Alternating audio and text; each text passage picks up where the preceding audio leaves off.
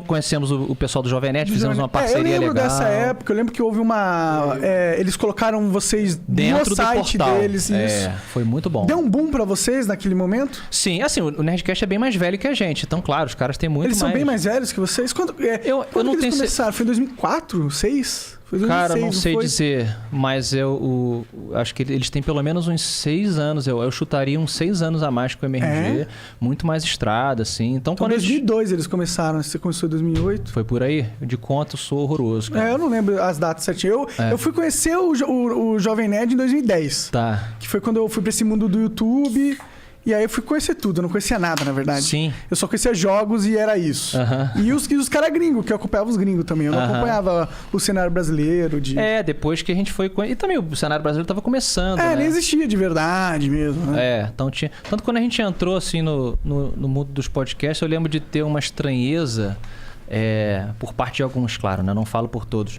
Mas porque nós não éramos de TI. Nessa época, a maioria das pessoas que fazia podcast, porque podcast é um negócio muito difícil de fazer tecnicamente... Ainda é um pouquinho. Ainda é chato, né? Facilitou muito com o negócio de streaming. O Anchor, né? Ajudou bastante. Muito. Só que, tinha muita gente de TI que fazia, porque sabiam se virar. E a gente não tinha nada a ver de TI. Era cada um maluco de uma área diferente ali.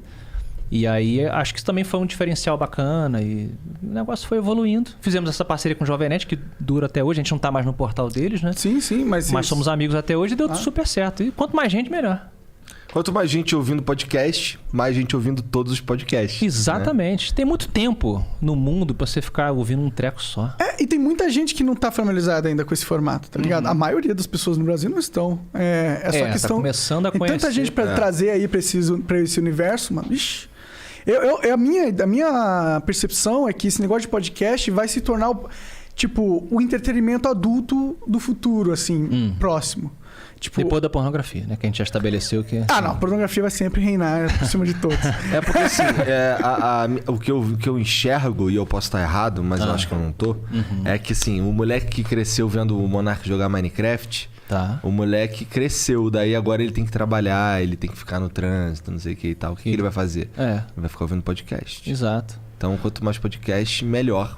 A vantagem é essa, essa coisa do rádio. Eu acho que tem uma diferença muito interessante do mundo do podcast / rádio. Aí eu vou botar no mesmo saco, no sentido que você ouve mais a voz. No caso, a gente tá aqui no YouTube, tá no Twitch e tal. Mas a essência do podcast é o áudio. Sim. Existe uma certa proximidade, cara, que eu enxergo e vivencio, assim, nesses anos todos de Matando Robô Gigante, Nerdcast e tal, que é muito diferente de um comunicador de televisão, de YouTube. Diferente, não pior ou melhor, mas muitas vezes você tem uma intimidade com aquela pessoa que é muito diferente de amigos nossos e amigas que vêm, por exemplo, de YouTube, que tem uma relação muito bacana, mas é diferente. Não sei se vocês já estão sentindo essa distinção, digamos.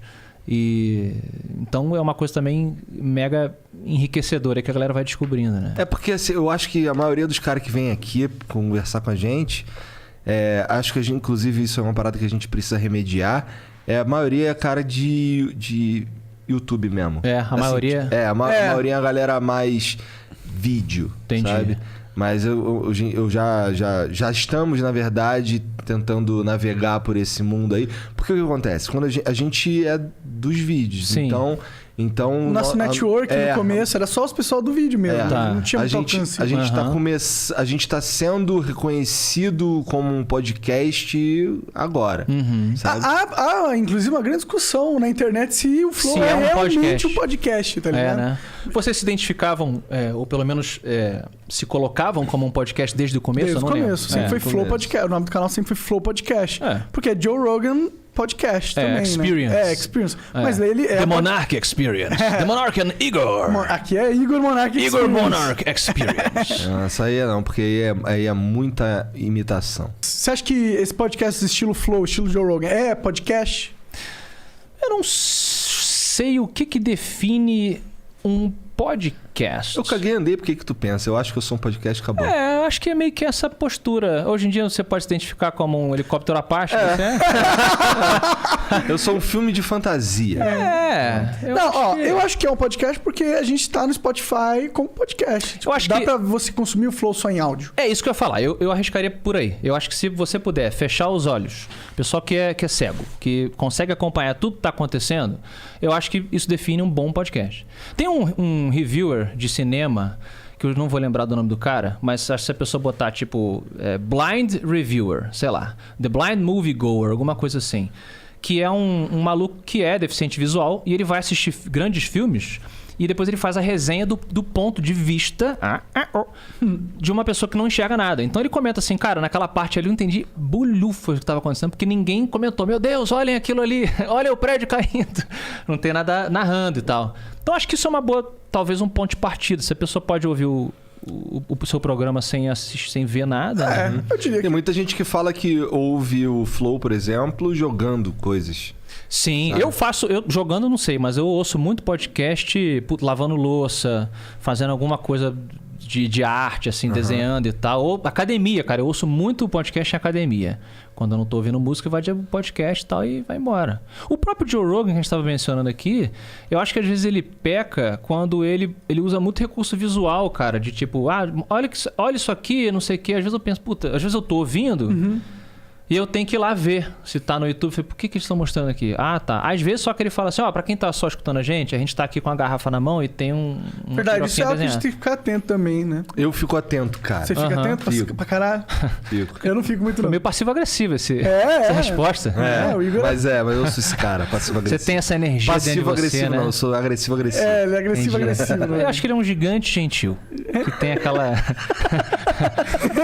Obrigado por ter assistido mais este corte e agora eu vou ter que te dar aquela dica monárquica que é o inglês. O inglês é fundamental, cara. Se eu não soubesse inglês, eu não estaria aqui. Isso é muito verdade. Se você acompanha o Flow, você sabe disso. Então, vai aprender inglês que é muito importante, cara. Tem um curso muito fera da whatsapponline.com.br/flow, ok? Esse é o link para você acessar. Tem mais de 300 horas de conteúdo ali, tem professores nativos falando sobre vocabulário, sobre gramática, tem também documentários sobre situações reais que você pode viver lá fora e muitas outras coisas. Vai lá conferir, vai aprender inglês que é importante, whatsapponline.com.br/flow.